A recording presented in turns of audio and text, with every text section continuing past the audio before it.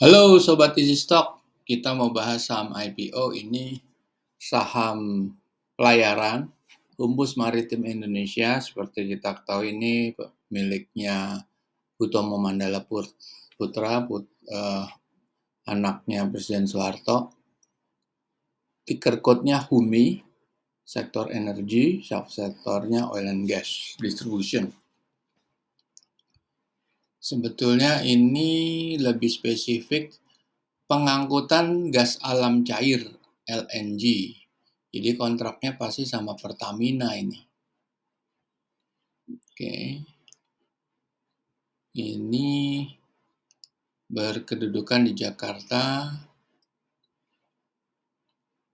Kalau mau lebih jelas lagi ada websitenya bisa dibuka. Harga IPO-nya 150, 100 sampai 150. Prospektusnya sudah ada. Mau lihat websitenya juga bisa di sini.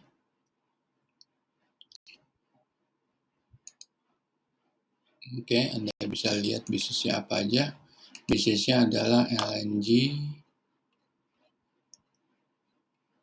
oil and petrochemical, ship management, offshore supporting vessel. Oke. Kita lihat prospektusnya sudah ada ini, Anda tinggal download. Jadi kita akan menghitung nilai wajarnya dibandingkan dengan IPO price-nya 100 sampai 150. Kalau nilai wajarnya kira-kira sama itu masih wajar. Kalau nilai wajarnya di atas itu harga saham ini under value atau murah. Kalau nilai wajarnya jauh di bawah itu, ini kemahalan. Nah, kita akan menghitung dengan metodenya Benjamin Graham dari bukunya Security Analysis dan Intelligent Investor, 2 buku pegangannya Warren Buffett untuk menghitung nilai wajar saham-saham yang listed di bursa. Nah, rumusnya seperti ini, kita menggabungkan profit and loss statement, balance sheet, cash flow statement dengan catatan auditor. Ini sebetulnya di discounted cash flow dengan government bond yield dan discount factor diproyeksi selama 10 tahun ke depan dan akan ketemu nilai wajar tertinggi dan terendah. Aplikasinya sudah ada di Google Play Store untuk perusahaan yang sudah listed, yang belum listed ini belum kita publikasikan. Jadi kita masih under preparation, tapi kalau yang sudah listed itu ada 870 saham yang Anda bisa akses, bisa dibandingkan harga pasarnya dengan nilai wajar tertinggi dan terendah. Oke, kita akan mulai dengan prospektusnya. Pertama yang penting kita harus melihat berapa nilai wajarnya atau berapa jumlah saham yang beredar. Outstanding share-nya berapa. Nah, kita lihat di sini. Sebelum dibagikan, sahamnya 15,3 miliar. Sebelum dijual, dijual ke masyarakat 2,7 miliar atau ekivalennya 15%. Tidak banyak ya dijualnya. Jadi total saham yang beredar ada 18 miliar. Nah, kita akan lanjut dengan melihat laporan keuangan yang diaudit. Nah, yang mengaudit Ernst & Young.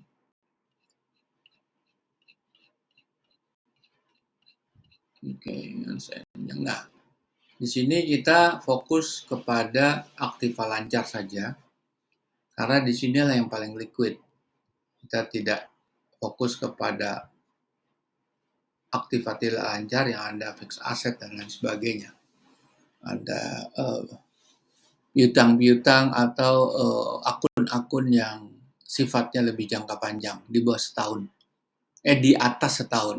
Kita hanya fokus Aktiva Lancar yang akun-akun berdurasi di bawah setahun. Nah, kita lihat akan menghitung 2 periode, 2021 dan 2022. Oke. Dari aktiva lancar ini kita harus cari netnya. Nah, pajak dibayar di muka ini harus kita keluarkan dan aset dimiliki untuk dijual.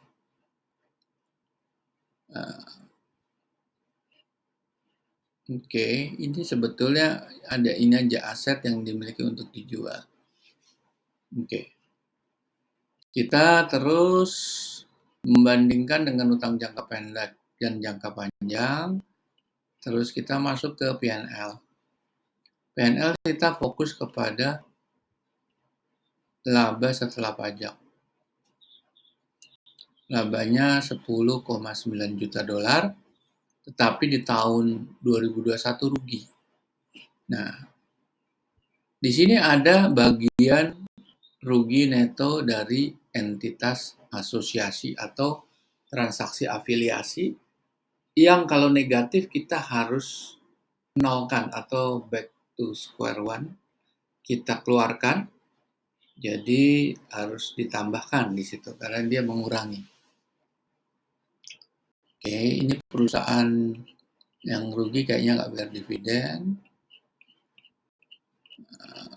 Terus kita ini di sini ada uang perolehan aktiva tetap ada nih besar ini. Nah, kita akan cocokkan lagi sama penyusutannya. Penyusutannya berapa?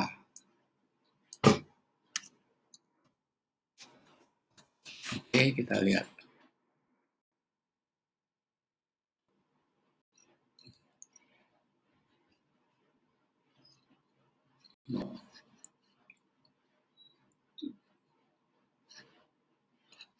Kita lihat aktiva tetapnya mana. Nah, ini ada aktiva tetap ya. Kita lihat ternyata lebih besar nih. Lebih besar, tapi di sini ada aset sewa dan aset dalam pembangunan. Ini bisa Anda keluarkan. Terus penyusutannya 14. Ini yang tahun 2022 ya. Tahun 2021 ini seperti ini.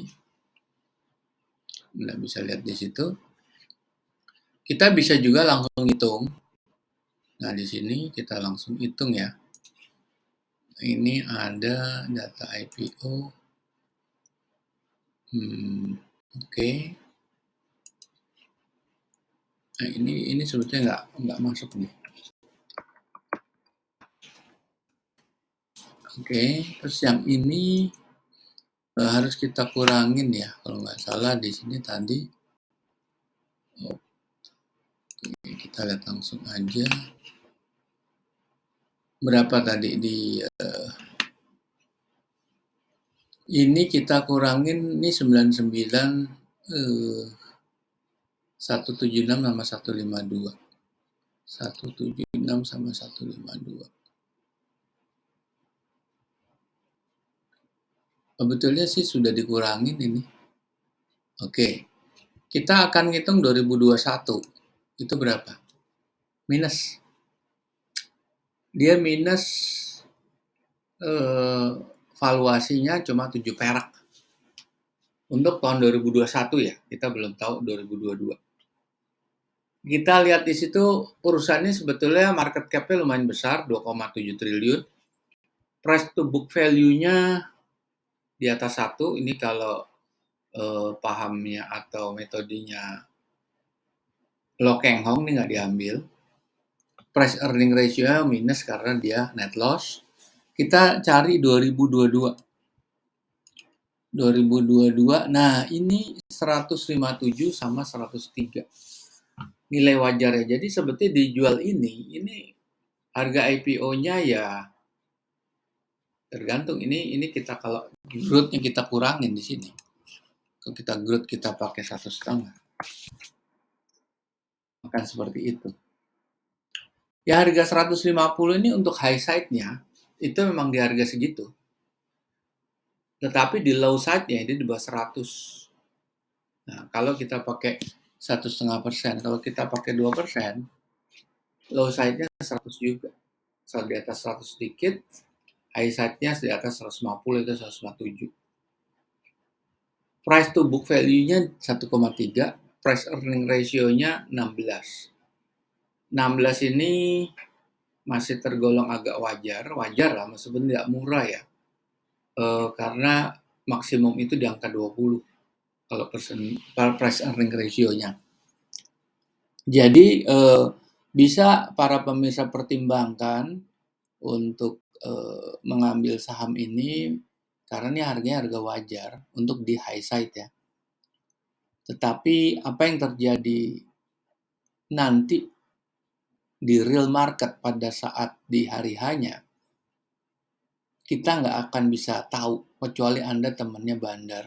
Kalau dilihat berapa saham yang dijual ke publik itu hanya 15%, kita lihat waktu book building itu, andaikan kita order 100 juta, langsung dapat nggak 100 juta? Kadang-kadang order 100 juta dapatnya 5 juta. Nah itu berarti oversubscribe tanda kutip.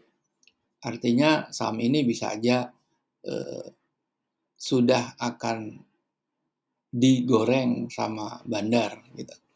Tapi kita nggak tahu. Ini memang nilai wajarnya segini. Jadi untuk ngambil keputusan apakah Anda mau beli atau enggak, silahkan. Kita sekarang jumpa lagi di lain kesempatan. Terima kasih.